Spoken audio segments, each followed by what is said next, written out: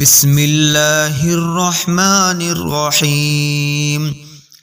السلام علیکم۔ دیکھتی آنکھوں سنتے کانوں کو روشن اوراق میں خوش آمدید۔ جیسا کہ آپ لوگ جانتے ہیں کہ نبی علیہ الصلاۃ والسلام نے فرمایا، میں علم کا شہر اور علی اس کا دروازہ ہیں۔ تو روشن اوراق کے ناظرین اور سامعین، حسد کے متعلق حضرت علی کے اقوال زریں اس ویڈیو میں آپ سنیں گے اور جانیں گے۔ وہ سننے اور جاننے کے لیے ویڈیو میں اینڈ تک جڑے رہیے گا۔ حضرت علی رضی اللہ تعالی عنہ شیر خدا نے فرمایا، حسد ایک لا علاج بیماری ہے جو حاسد یا محسود کی موت تک دور نہیں ہوتی۔ حسد ہمیشہ حسرت میں رہنے کی حالت اور حرص برائی کی بنیاد ہے۔ حسد ایک بہت بڑا عیب ہے، نہایت تکلیف دہ زخم ہے۔ حاسد تقدیر اللہ پر ناراض ہوتا ہے۔ حاسد آدمی لوگوں کی برائی پر خوش اور ان کی خوشی سے غمگین ہوتا ہے۔ حاسد کی عادت ہے کہ باتوں میں دوستی اور محبت ظاہر کرتا ہے اور معاملات میں دشمنی مخفی رکھتا ہے۔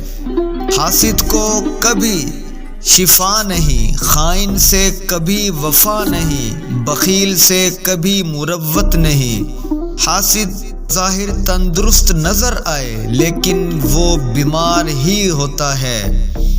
اس شخص نے بزرگی کو حاصل نہیں کیا جس نے حسد کو اختیار کیا۔ اپنے دل کو حسد سے پاک رکھو، کیونکہ یہ ایک اندرونی غم ہے جو گھن کی طرح بدن کو اندر ہی اندر کھا جاتا ہے۔ حسد بہت کمینی خصلت ہے۔ بخل ایک طرح کا عذاب ہے۔ حسد ذلیل کرتا ہے اور کینہ بیماریاں پیدا کرتا ہے۔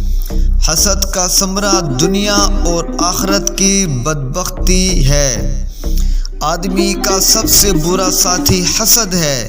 دل میں جتنی چیزیں آتی ہیں ان میں سب سے بری مصیبت جہالت اور نادانی ہے۔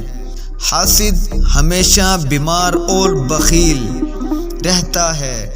حسد سے پرہیز کرو، یہ نفس کے لیے بہت بڑا عیب ہے۔ جس قدر کسی کے ساتھ حسد زیادہ ہو اس قدر اس کے ساتھ کینہ اور عداوت بھی بڑھ جاتی ہے۔ حاسد ہمیشہ بے چین رہتا ہے۔ حاسد کی طرف سے تجھے یہ بات خوش کرتی ہے، وہ تیری ناخوشی سے خوش ہوتا ہے۔ حاسد کی حالت پر سخت افسوس ہے کہ وہ ہمیشہ رنج میں رہتا ہے۔ ہر ایک بلند مرتبہ شخص پر لوگ حسد ہی کیا کرتے ہیں۔ مجھے تعجب ہے کہ حاسد لوگوں کے بدن کی سلامتی سے کیوں کر غافل ہیں۔ روشن اوراق کے ناظرین اور سامعین، یہ تھے مختصر اقوال زریں حضرت علی کرم اللہ وجہہ کے۔